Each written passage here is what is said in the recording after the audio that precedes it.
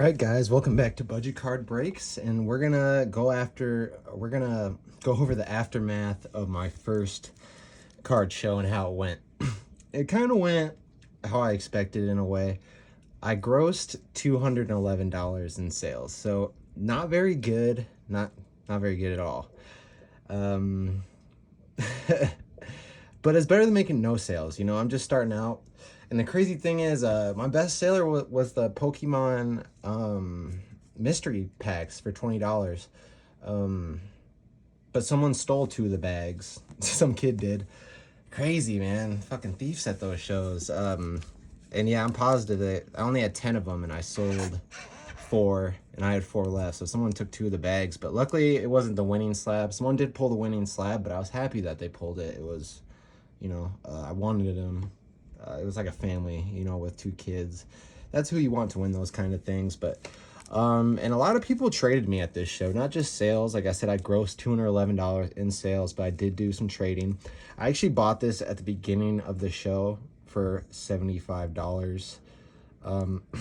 It's pretty much market price, but an already graded, so he was at 85. He sold to me, $10 left, whatever. But I think it's $5 under market maybe, but I really like Delta Species. I have a ton of Delta Species that needs to get graded, so this is already slabbed up and just want to pick it up. This was a trade I did. I traded, it wasn't really a trade I wanted to do, to be quite honest with you, but it was a really good friend of mine. He was he answers a lot of my questions about cards and shows and stuff, and I really appreciate him for that. And he drove down to the show and stopped by and showed me some love, so of course I wanted to do some business with them. I traded these 3 cards for it was like a 2000 Ash Topps card that was signed by the voice actor of Ash. And it was a good trade because I paid $125 for the card, so I was like, all of these are worth more than that once I grade them. But I went re-looking for the autograph, to see if I could buy another copy of the autograph, and the lowest price I could find was like $300, $400, so they've went up since I bought them.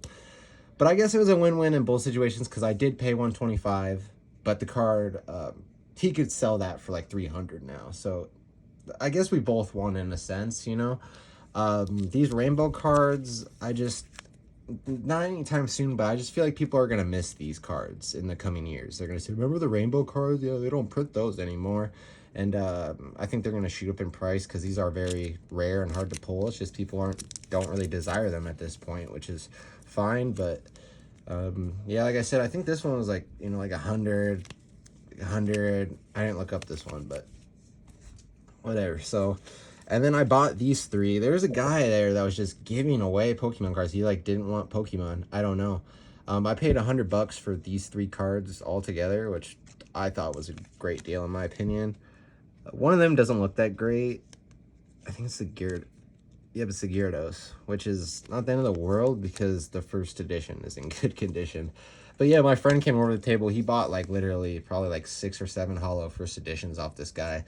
All in, I would say, near mint to maybe light play at worst, but things that would grade probably a 7 or above. So it was a great buy on his part, and as soon as he told me about it, I rushed over to the table and picked these up. So essentially, and another trade I did, so I traded these 2 cards, Zygrade GX and Fates Collide Glaceon EX. I traded both of these. I think it was a Charizard slab, like a box topper slab. I don't know.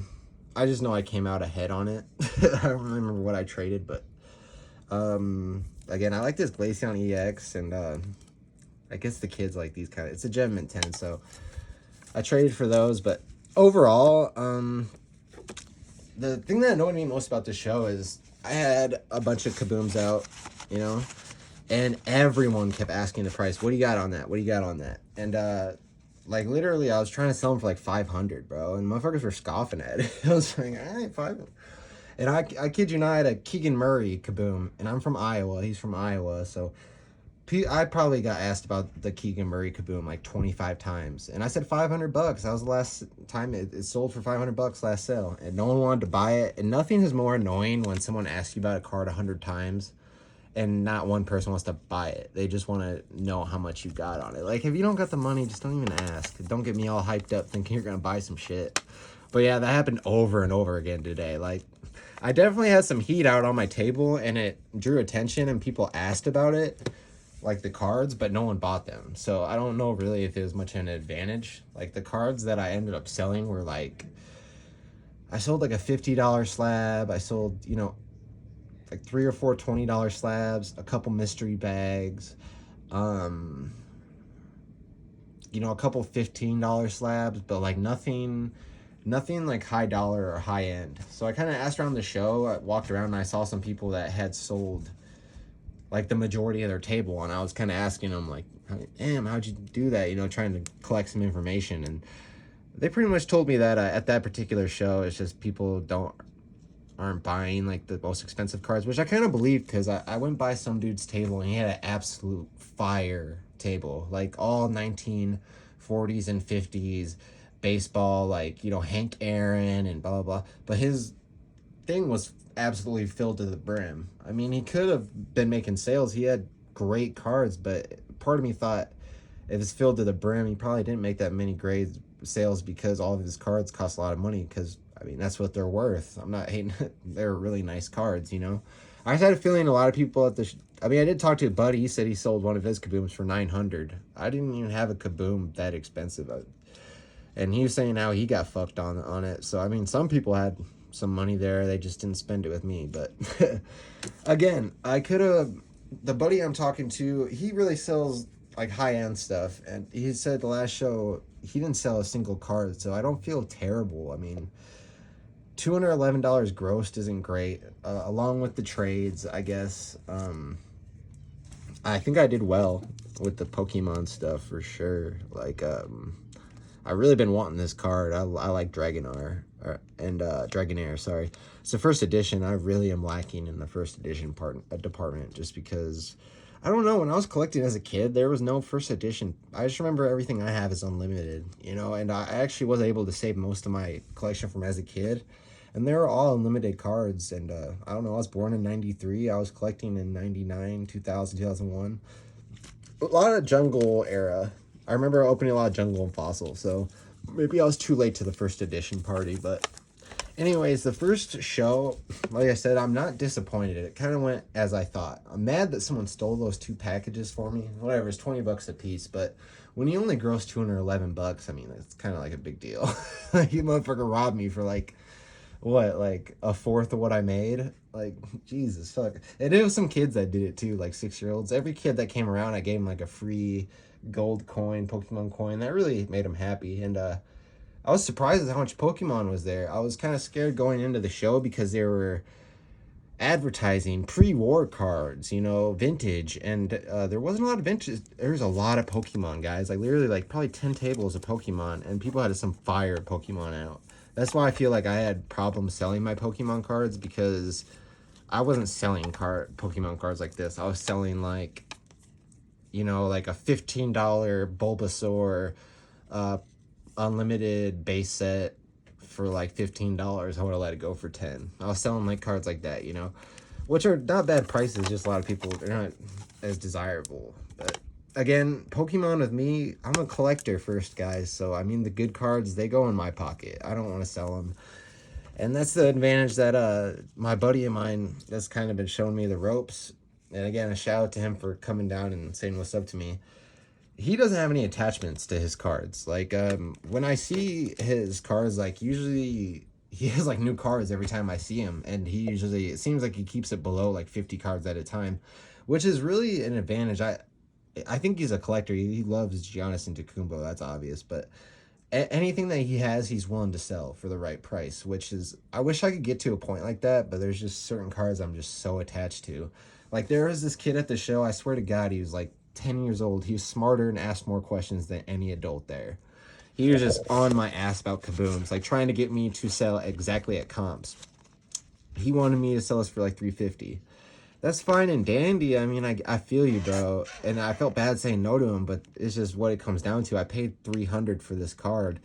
and I paid $20 to grade it and waited like 3-4 months for it to come back. Like, I'm not trying to sell it for a $30 game. I understand that's where it's at right now, and like that's why I felt bad saying no, because I hate it when people would say that to me. It's like, if you're not willing to sell for comps. But I wasn't too outside the comps. I just wanted to make at least like $100 on it, you know, because all of these Kabooms I bought raw and graded myself. It was a lot of work, you know, and they're not even like, everyone was asking about this Anthony Davis. He wanted this for $350, and maybe I would have sold it because I think I paid $275 for this. But I was thinking, I literally have 3 other Anthony Davis Kabooms being graded right now, along with a downtown that should be a fucking 10 if you ask me. Well, I guess there's only one 10, but like, I don't want to, there's 3 Kabooms missing. I could sell it as like a big thing. But anyways, next card show is May 26th, and it's in Iowa City. If you're familiar with Iowa, which you guys probably aren't, Iowa City is like the most, Cedar Rapids is bigger than Iowa City, but Iowa City is a college town. It's more poppin'. The show is bigger. So I already signed up for that on the 26th of May. Hopefully I do a little bit better. It's not like I failed, you know what I mean? I got to talk to some people, hang out, got some new pickups. Yeah, I mean, everything went well. All the trades that I did, I felt like I won. One trade I didn't whip out is I traded 2 cards that are probably worth like $30 total. I traded it for a Isaiah Stewart rookie card, Beef Stew. And I've watched a couple of his games live this year, guys, and I feel like Isaiah Stewart's really good. He's just on a bad team. So, yeah, I saw the card for like $20 raw, whatever. I'm going to pick that up. I feel like if Isaiah Stewart gets on a better team, he's going to get a little bit more notoriety. I've watched a couple of games of him this year, and he dominates, man. That dude is an animal out there. So yeah, I did trade also for an Isaiah Stewart card, I think for like 2 low-end basketball cards, that whatever. But yeah, so that's how the show went. I mean, at least I made some sales. I didn't kill it. Like, I definitely, if I counted everything that I probably had out there to sell, I probably had like $7,000 worth of merchandise out there. So to only sell $211 out of 7,000, kind of shitty. But also keep in mind, like, the 7,000, like, probably 5,000 of it was coming from like a specific 15 cards, you know. I had a lot of $20, $30, $40 slabs. You guys have seen it. I've showed it to you guys. But cool thing about this Iowa City show is there'll be some people from Cedar Rapids that go up there, but there'll probably be a lot of people that didn't go to the Cedar Rapids show, and a new crowd. So I don't necessarily have to re-up or make a whole new inventory. You know, I still have a lot of inventory to sell. So I'm just going to try the inventory I already have. I'm going to make more hot packs too, because that was my best seller of the day. It really was. I was selling Pokemon hot packs for $20, and the winner was the Pokemon Mew card. And someone pulled that and won. That was cool. But next time I'm going to do an NBA mystery pack, a baseball, a hockey, just for some of the lower end slabs that people are going, just because I feel like people like to gamble, you know, they want to buy the regular packs, you know, guaranteed slab. It just seemed like people were willing to pull the trigger on the Pokemon side. So I'm going to definitely test that out more next time with the mystery packs and see how we could do it. With the Pokemon, I definitely didn't feel like I was ripping people off on the mystery packs. Maybe some of them did have like $10, $15 slabs, but it cost $20, and I was putting in 4 or 5 WotC cards. I mean, they weren't hollows, but they're like commons. You know, I was putting like a Charmander base card and like, you know, just base set cards. But I mean, like, to a kid, that's cool as hell, you know, because I don't know. But actually, the kids that were shopping, they were looking for the new ones. They don't like the old ones. I guess old farts do. The old WotC Pokemon cards. Seemed like they had an eye for the newer ones. But anyways, I'm kind of rambling on and on. If you stayed for this long, you're a real one. Thanks for everyone that bought for me today. Thanks for everyone who traded with me. Thanks to my homie that came down and traded these cards.